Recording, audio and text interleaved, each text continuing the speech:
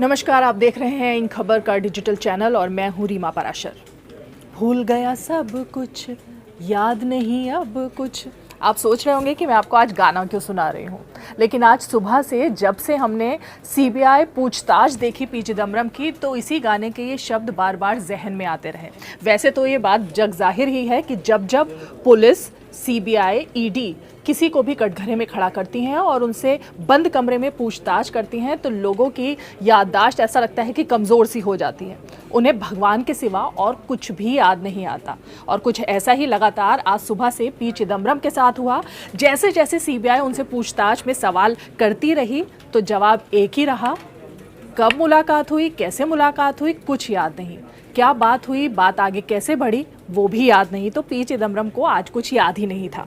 लेकिन यहाँ पर गौर करने वाली बात यह है कि नरेंद्र मोदी और अमित शाह कुछ नहीं भूलते, उन्हें सब याद रहता है।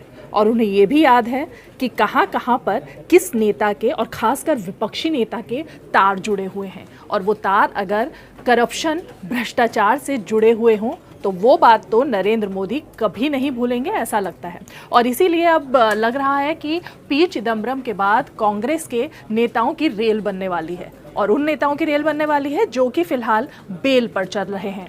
तो हम एक एक करके अब आपको बताते हैं कि कौन कौन से वो नेता हैं कांग्रेस के जो अब फिलहाल डरे हुए हैं, क्योंकि वो बेल पर हैं और उन्हें ऐसा लग रहा है कि कभी भी उनके साथ ऐसा कुछ भी हो सकता है कि वो भी जेल के अंदर चले जाएं। सबसे पहला नाम आता है सोनिया गांधी और राहुल गांधी का, जो कि नेशनल हेराल्ड के मामले पर बेल पर हैं। तो ये दोनों ही नेता ऐसे हैं जिनको लेकर कांग्रेस ने बहुत बड़ा अभियान चलाया और आरोप लगाए कि किस तरह से सत्ता में आने के बाद से एनडीए, बीजेपी, नरेंद्र मोदी, अमित शाह दोनों ही इन्हें टारगेट कर रहे हैं और पार्टी की छवि खराब करने की कोशिश कर रहे हैं। लेकिन इन बातों का कोई असर नहीं हुआ, क्योंकि दोनों ही नेता बेल पर हैं और कभी भी फैसला आगे कुछ भी आ सकता है। पी चिदम्बरम और उनके बेटे कार्ति चिदम्बरम, इन दोनों का मामला तो इस वक्त सुर्खियों में है ही, और वो आप देख ही रहे हैं लगातार कि कहां पर बात जाकर टिक रही है। और आने वाले दिनों में भी लग रहा है कि मामला बहुत संगीन मोड़ लेने वाला है। इसके बाद बात करते हैं भूपेंद्र सिंह हुड्डा की, जो कि हरियाणा के पूर्व मुख्यमंत्री हैं। 2005 में एसोसिएट जर्नल्स लिमिटेड को गलत तरीके से जमीन आवंटित करने के मामले में सीबीआई ने भूपेंद्र सिंह हुड्डा को जमानत दी हुई है। और इस वक्त उनके ऊपर भी कहीं ना कहीं एक तार लटक रहा है, और वो तार कहीं ना कहीं आकर के टिकता है सीबीआई, ईडी और करप्शन के मामले में। राज बब्बर कांग्रेस के ही एक और नेता, जिनके ऊपर कि 2015 में लखनऊ में उन्होंने एक प्रदर्शन किया था, और उस टाइम पर उस प्रदर्शन के दौरान लखनऊ के ही हजरतगंज इलाके में उनके खिलाफ मामला दर्ज किया गया था, मुकदमा दर्ज किया गया था, और वो भी बेल पर चल रहे हैं तभी से। शशि थरूर, जिनके ऊपर खुद अपनी धर्मपत्नी की हत्या, या यूं कहें कि उनको आत्महत्या के लिए उकसाने का मामला चल रहा है, और वो भी इसी मामले में बेल पर चल रहे हैं। वीरभद्र सिंह, जिनके ऊपर की एजेंसी ने उनकी पत्नी और उनके साथ में कई लोगों के साथ मिली भगत करके कृषि आय के रूप में 7 करोड़ रुपए की राशि और एलआईसी की पॉलिसियों में निवेश करने का आरोप लगाया हुआ है। वीरभद्र सिंह भी बेल पर चल रहे हैं। और वीरभद्र सिंह का सिर्फ एक यही मामला नहीं है, बल्कि भ्रष्टाचार के कुछ और मामले हैं जिनको लेकर वो लगातार कटघरे में हैं, और उनके ऊपर भी कभी भी कुछ भी फैसला आ सकता है। मोतीलाल वोरा, कांग्रेस के बहुत सीनियर लीडर, बीच बीच में उनके खिलाफ कई मामले निकले हैं, लेकिन इस वक्त हम जिस मामले की बात कर रहे हैं वो है 2005 में एसोसिएट जर्नल्स लिमिटेड को गलत तरीके से ज़मीन आवंटित करने के मामले में। जिस मामले में भूपेंद्र सिंह हुड्डा के ऊपर मामला तय हुआ है, उसी मामले में मोतीलाल वोरा भी उनके ऊपर भी मुकदमा चला था, और उसके बाद अब वो बेल पर चल रहे हैं।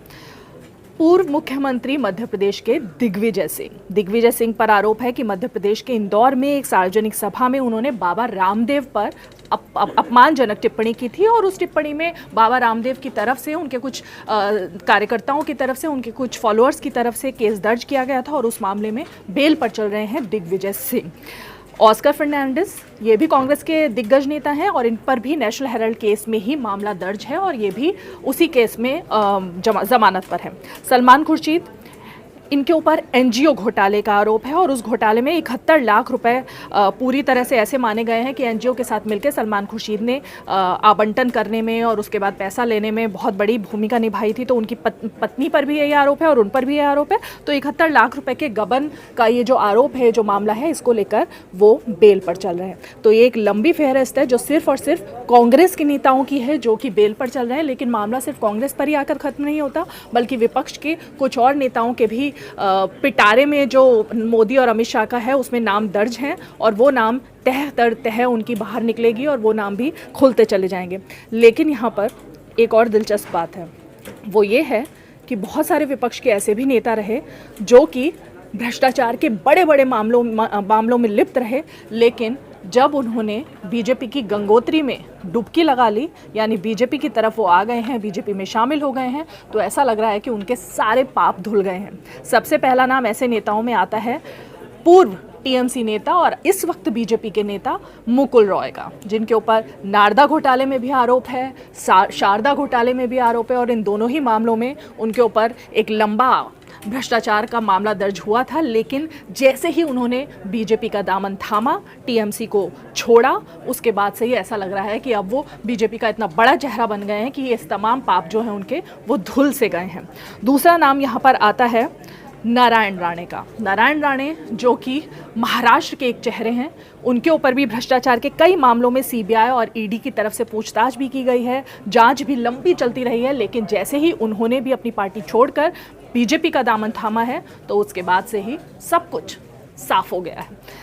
इसके बाद आते हैं वाईएस चौधरी। वाईएस चौधरी जो कि टीडीपी से राज्यसभा के सांसद थे, टीडीपी छोड़कर जब वो बीजेपी की तरफ आए तो उनके ऊपर भी इनकम टैक्स की जो निगाह थी वो निगाह लगता है कि हट गई है और अब वो बिल्कुल आराम से बीजेपी के सदस्य के तौर पर काम कर रहे हैं और उनके ऊपर अब मामले जो हैं वो एक तरह से साइडलाइन हो गए हैं।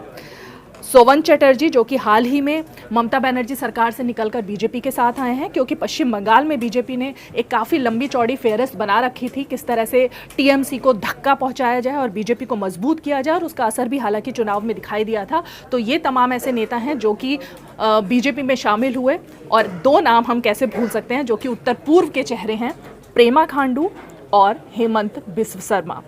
ये दोनों ही चेहरे ऐसे हैं जिसको कि बीजेपी ने पहले भ्रष्टाचारी चेहरे के तौर पर पेश किया था जब ये विपक्ष में थे, लेकिन जैसे ही इन्होंने भी पार्टी के साथ अपने आप को जोड़ा उसके बाद ऐसा लगने लगा कि ये दोनों भी दूध के धुले बन गए और अब बीजेपी के साथ हैं और बीजेपी के चेहरे के तौर पर हैं। तो ये तमाम एक लंबी लिस्ट थी जो कि लग रहा है कि आने वाले दिनों में कुछ और लंबी होगी, और शायद इस लिस्ट को देख करके ही तमाम जो विपक्ष के नेता हैं उनको भी ऐसा लग रहा है कि अपनी अपनी पार्टियां छोड़ दें और बीजेपी की तरफ आ जाएं, तो शायद अब वो भी उनको भी तिनके का सहारा मिल जाएगा और शायद जो पाप उन्होंने भ्रष्टाचार के आरोपों के साथ लगाकर किए हैं वो धुल जाएंगे। इन खबर चैनल को सब्सक्राइब करें और बेल आइकन दबाना ना भूलें।